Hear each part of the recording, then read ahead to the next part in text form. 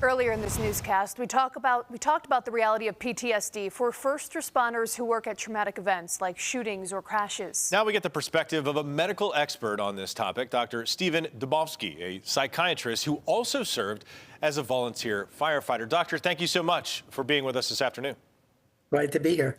Let's talk a little bit about PTSD and your role in both studying, identifying, and treating that condition. First, give us a little bit of background how you got into this field. Into psychiatry? And specifically relative to PTSD. Well, I've been a psychiatrist for more than 50 years, and in the course of treating people with psychiatric illnesses, you find that PTSD is a common component of many kinds of psychiatric problems. So you can't help but encounter it. And like most people, after 9/11, I was affected by that assault, as most of us in this country did. We experienced that assault as a personal attack on us, even if we weren't in New York City.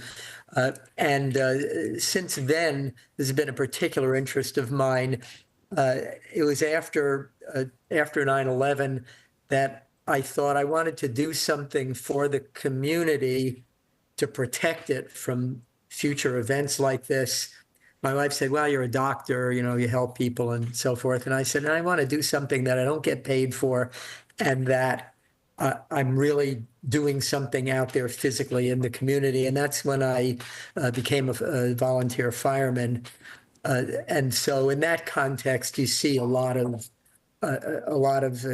people experiencing traumatic events themselves, and you see a lot of gruesome things and frightening things as a fireman as well. So that's really provoked my interest quite a bit. I've done a fair amount of research with Uniformed Services University in identification, prevention, and treatment of PTSD with the connections with friends I have there. You led me to my next question. I was going to say 50 years as a psychiatrist. I imagine you've done a lot of research. How, over these years, have you seen the research about PTSD change over the years? It's changed quite a bit. In the first place, one major evolution in the concept of PTSD is that the trauma, the T in PTSD, the definition of that has evolved from something that it could be anything. Your teacher was mean to you, your boss yelled at you. And this has evolved over the years so that the trauma in PTSD must consist of something life-threatening to you or someone else, something that threatens your emotional integrity, if not your actual physical integrity, and something that evokes feelings of shock, fear, or horror, in which people feel overwhelmed and helpless. There's been an enormous amount of work recently in the neurophysiology as well as the psychology of PTSD, so that we've learned how intense, life-threatening stress can burn itself into our nervous system and can persist for years and years and years. As you probably know, the concept of PTSD has been present for a long time in wartime. In World War I, it was called shell shock. In World War II, it was called battle fatigue. But it wasn't until the Vietnam War that people began to understand the nature of PTSD, when we had generations of people who came back and who were unable, without specific treatment, to recover from the experiences they had in combat. And we learned through that not only to understand how these experiences get programmed into our response to almost everything, but we learned ways of treating them as well.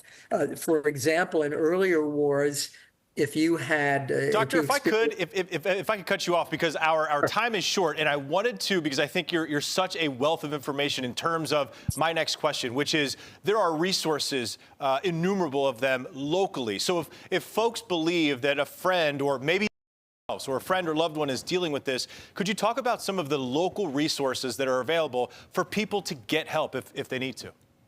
Sure. For combat stress, there is an excellent PTSD service at the Buffalo VA, and their PTSD center is located in Batavia, but there is very good resources available through the VA. Most everyone now is at the mental health centers in Buffalo and in the psychiatry department at UB. There are both physicians and other clinicians experienced in diagnosing and treating PTSD as well. You can find someone at the university just by going to the psychiatry department website and the website for their practice plan, which is UBMD Psychiatry, and you'll see there listed people who specialize in the treatment of PTSD.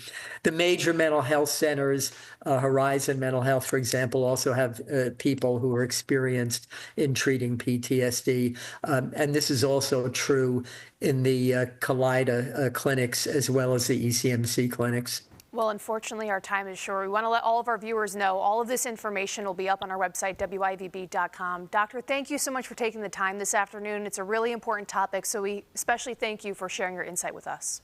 My pleasure. Thank you.